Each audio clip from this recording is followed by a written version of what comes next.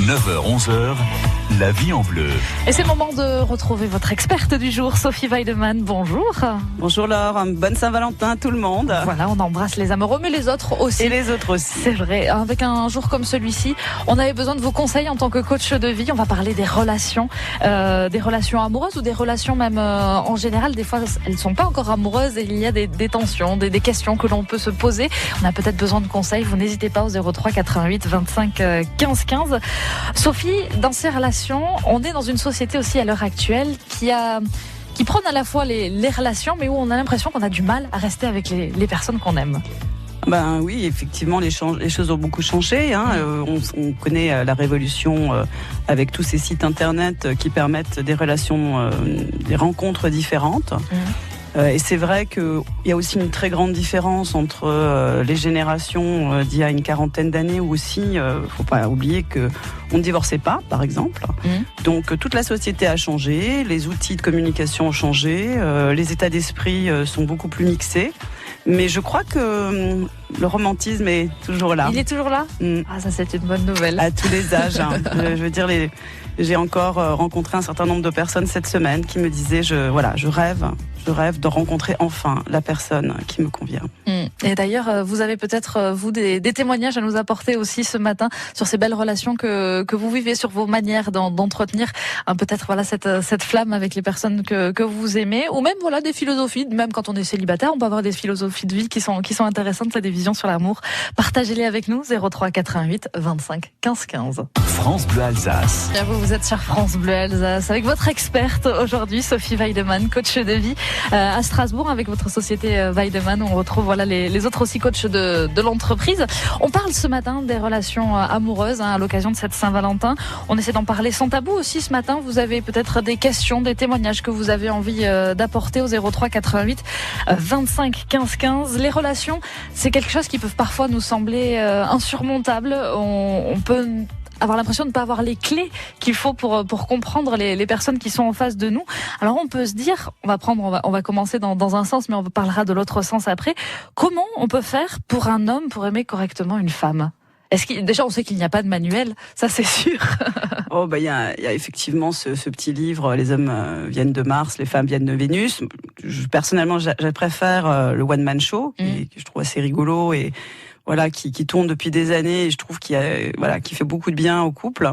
Bon, de manière générale, je vais enfoncer une porte ouverte, que ce soit un homme, une femme, se parler, c'est important. Alors, pas se parler trop non plus, mais se parler et essayer de s'écouter aussi, puisque souvent, quand on parle ensemble, en fait, on n'écoute pas l'autre. On est déjà prêt à répondre, à parler et à placer ce qu'on veut dire et ce qu'on veut parfois imposer, que ce soit un homme ou une femme, différemment.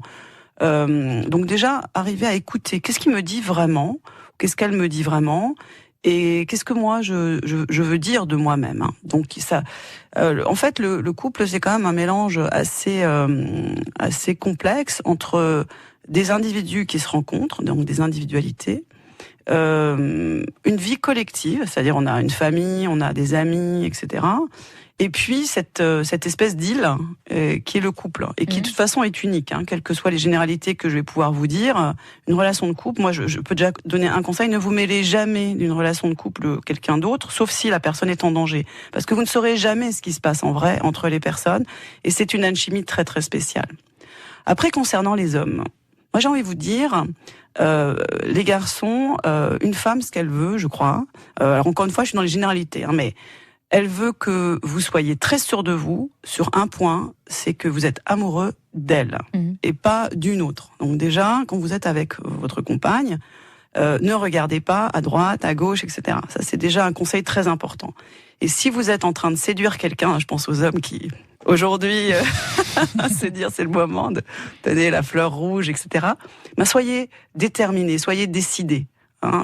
Je pense que pour beaucoup de femmes, encore une fois pas toutes, et globalement, un homme qui sait ce qu'il veut, c'est-à-dire elle, ça c'est très sexy. Voilà, ça c'est la première chose. Après, il faut effectivement, pour la femme comme pour l'homme, entretenir le couple habituellement, mais c'est en train de changer avec les nouvelles générations. Habituellement, les femmes sont peut-être plus souvent attentives sur des détails. C'est-à-dire qu'elles vont vouloir donner à l'homme des petites choses du quotidien. En fait, si elles font ça pour les hommes, c'est ce qu'elles attendent. Souvent, on fait à l'autre ce qu'on aimerait qu'on nous fasse. Donc, si vous voulez, vous les hommes, être heureux avec votre femme, observez ce qu'elle fait pour vous et essayez, à votre manière, bien sûr, de le faire pour elle. C'est-à-dire, un matin, on peut mettre un petit mot sur un petit morceau de papier, le cacher dans l'armoire où elle va prendre son bol. Et puis, elle prend son bol à moitié endormie, elle voit son petit mot, ça c'est... Je sais plus qui c'est qui me disait l'autre jour que sa grand-mère lui disait l'amour, c'est quelque chose qu'il faut entretenir au quotidien. Et c'est comme n'importe quoi, c'est-à-dire si j'oublie, il s'oublie quoi. Donc tous les jours, différemment, remettre de l'énergie dans ce couple. Et savoir communiquer, ça c'est important. Très important. C'est un dialogue en permanence. Écouter, communiquer, c'est aussi écouter. Et comme on le dit souvent, on est deux dans un couple, donc c'est vrai qu'il y a aussi l'autre côté, c'est-à-dire c'est à nous aussi en tant que femmes de savoir faire les gestes qu'il faut pour comprendre aussi comment fonctionnent les hommes. Alors là, je crois que c'est presque le contraire. C'est-à-dire qu'au contraire des femmes, les hommes fonctionnent évidemment, pas tous, mais assez différemment. Et en général, ils ont besoin d'espace. C'est-à-dire qu'un homme, il va rencontrer une femme, en fait, il va rechercher sa princesse. Et un jour, il voit une femme et c'est sa princesse, quoi. C'est elle. Donc il a une seule chose qu'il va adorer faire habituellement, c'est soulever des montagnes pour elle. Donc si elle fait tout, elle prépare tout, il y a plus ce côté sel qui fait que il doit la séduire, il doit la découvrir, il faut qu'il fasse quelque chose pour cette femme. Ça c'est très très important. Après, beaucoup d'hommes ont besoin d'espace, ont besoin de temps. C'est-à-dire à partir du moment où ils rencontrent une femme ou bien ils sont dans une situation, en fait ils ont besoin de la laisser mûrir pour savoir ce qu'ils veulent vraiment, où est-ce qu'ils en sont vraiment, avant de mettre leur moteur en route. Et beaucoup de femmes ne comprennent pas ça. Parce que les femmes, avant, fonctionnent vraiment habituellement très très différemment. Et donc, elles ont au contraire, une fois qu'elles sont prêtes, en fait, elles se disent, allez, on y va, on fait ci, on fait ça. Pourquoi il le fait pas? Il m'aime pas assez, je suis pas assez importante pour lui. Et donc, les femmes peuvent être parfois très susceptibles sur tous ces petits gestes qu'ils ne font pas. Parfois parce que c'est pas dans leur habitude, et parfois tout simplement parce qu'ils sont pas prêts. Et que il y a des hommes qui parlent beaucoup, mais habituellement c'est plutôt les femmes, et donc ils peuvent être un peu noyés sous le flot d'énergie, de paroles, de gestes, et parfois ils ont juste besoin d'espace pour se retrouver et savoir où ils en sont, et à ce moment-là ils pourront aller plus loin, quoi. Les relations amoureuses, on en parle ce matin avec votre experte, c'est Sophie Weidemann, coach de vie. Vous avez peut-être des questions que vous avez envie de poser ce matin, des témoignages que vous avez envie d'apporter, de partager vos expériences. 03 88 25 15 15. France Bleu Alsace. Bleu Alsace. France Bleu. 9h, 11h, la vie en bleu, Laure Basterex. Et Sophie Weidemann, aujourd'hui, qui est votre experte, elle est coach de vie. Et nous parlons de ces relations, des relations amoureuses. Vous avez peut-être des questions par rapport à vos situations que vous avez envie de poser. Ce matin, on est là pour vous répondre au 03 88 25 15 15. Des témoignages aussi à apporter sur votre manière à vous de vivre les relations, de pouvoir entretenir peut-être cette flamme avec l'être aimé, des petits gestes au quotidien aussi qui vous semblent importants dans les relations. Faites-nous partagez vos avis au 03 88 25 15 15. Sophie, on parlait il y a un instant de ces gestes que les femmes peuvent faire envers les hommes, que les hommes peuvent faire envers les femmes. On en revient toujours à ces histoires de couple, et un jour comme celui-ci, comme la Saint-Valentin, met en exergue, met en avant tous ces amoureux. On a peut-être l'impression dans notre société que le couple est le but ultime. Mais pourtant on peut se dire, certaines personnes peuvent se dire, mais non, moi je suis seule et je suis très bien seule. On a une société complexe, c'est vrai, où après tout, chacun fait comme il veut. Et vous avez raison, il peut y avoir des pressions sociales ou une espèce de stigmatisation de dire cette personne elle est seule, elle doit pas être si sympa. Ou cette personne, est-ce qu'elle arrive pas, est-ce qu'il y a un problème, etc. Bon, je pense que les choses évoluent. Je pense que c'est aussi une question d'âge. Les familles autour de 30 ans, quand elles poussent un petit peu pour que la personne soit en couple, au fond, ce qu'elles souhaitent, c'est des petits-enfants. Oui. Voilà. Après, je crois que ça dépend vraiment du milieu social, ça dépend vraiment des circonstances. Dans les très grandes villes, à Paris, à Genève, etc., il y a tellement de personnes qui vivent seules que c'est pas du tout stigmatisé. Je veux dire... c'est tout à fait presque normal. Et puis effectivement, comme vous disiez, il y a des gens qui font ce choix-là. Pour certaines personnes, parce que d'abord c'est la carrière, ça dépend des âges. Et puis pour d'autres, parce qu'elles ont eu des grands déboires et qu'elles n'osent plus, elles ont plus envie de se brûler les ailes, parce que c'est quand même le couple, c'est un partage d'intimité, c'est un engagement, on se met quand même à nu, en vulnérabilité vis-à-vis de l'autre. Donc ça peut être très très dur.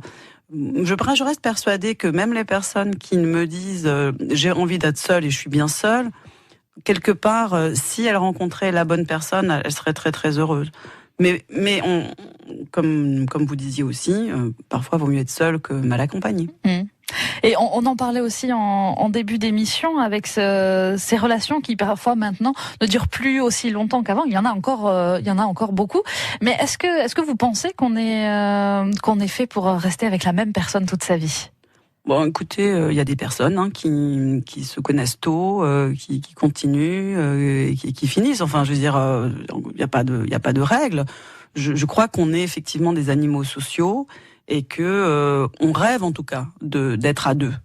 Et avec ou sans famille. Il y a aussi, vous savez, on parle maintenant du couple, mais il y a des gens qui ne veulent pas d'enfants, ça aussi. Après tout, chacun fait comme il veut, et pareil, dans les petites villes, ça peut être mal perçu, et dans les métropoles, c'est pas du tout un problème, quoi.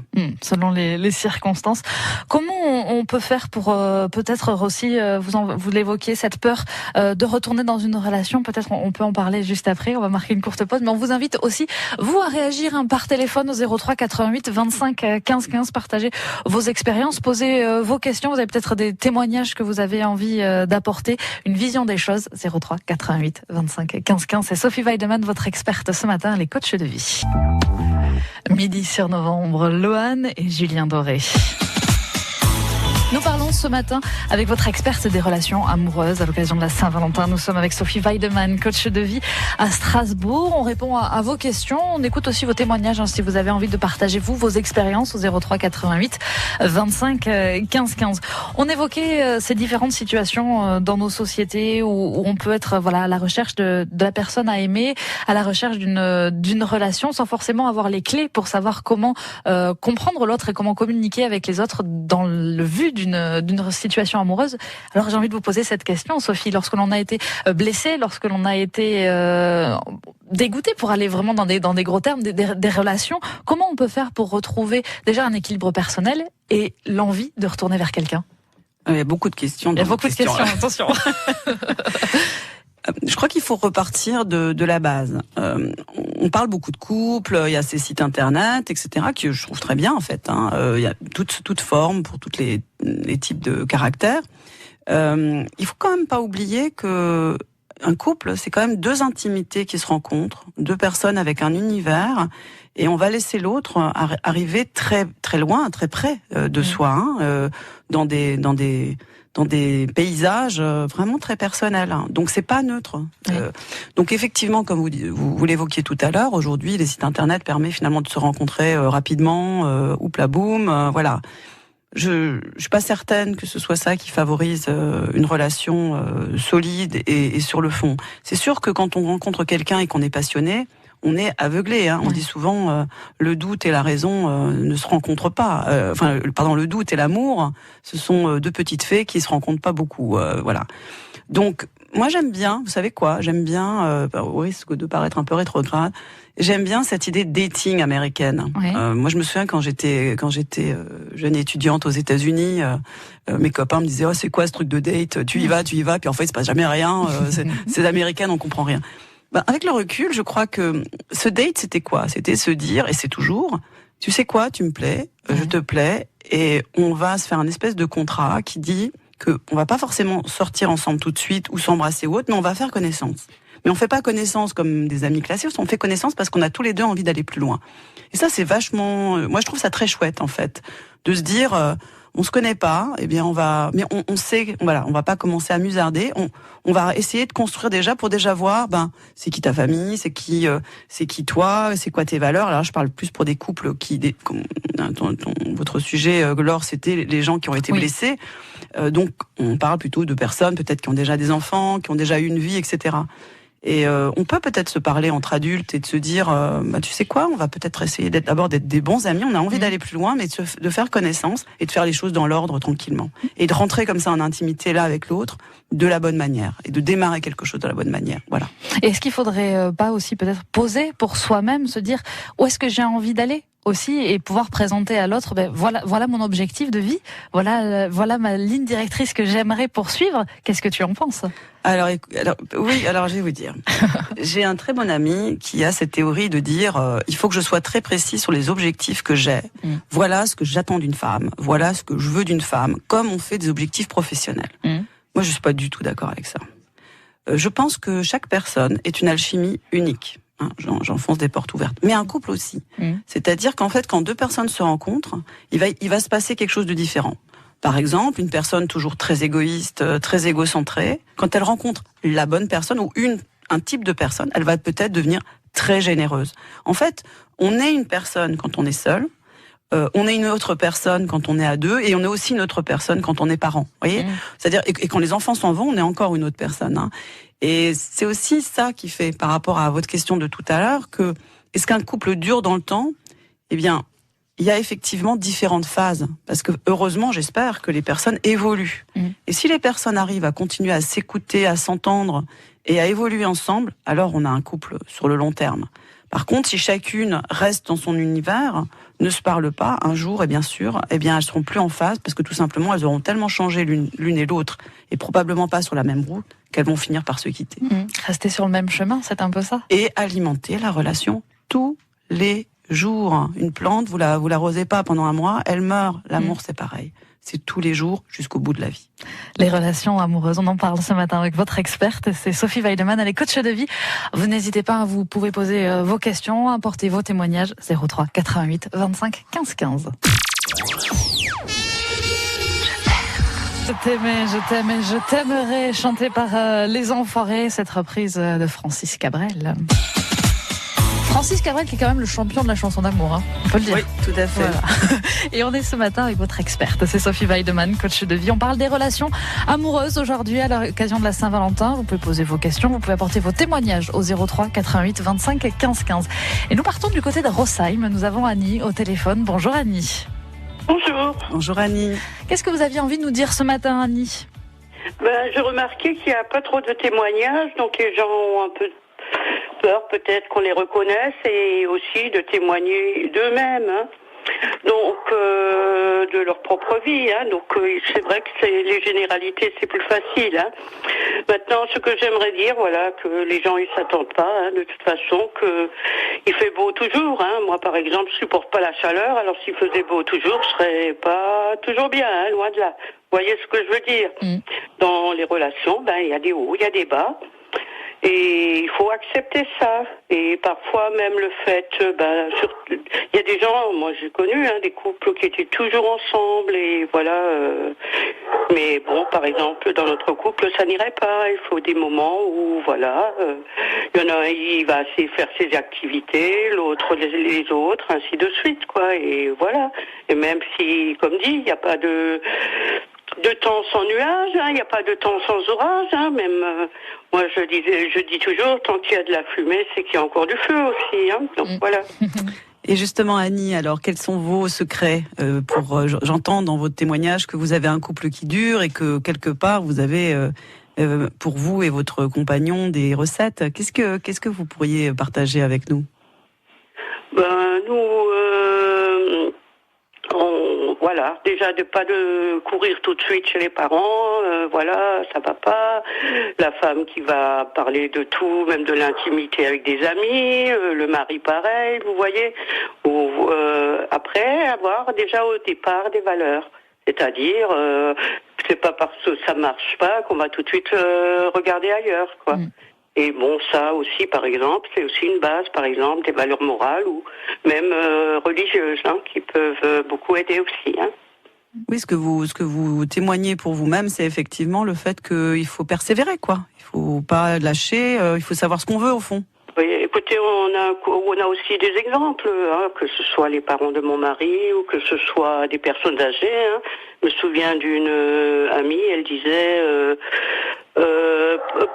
pour pas divorcer, pour pas être divorcé, pour rester marié longtemps, il faut pas divorcer, quoi.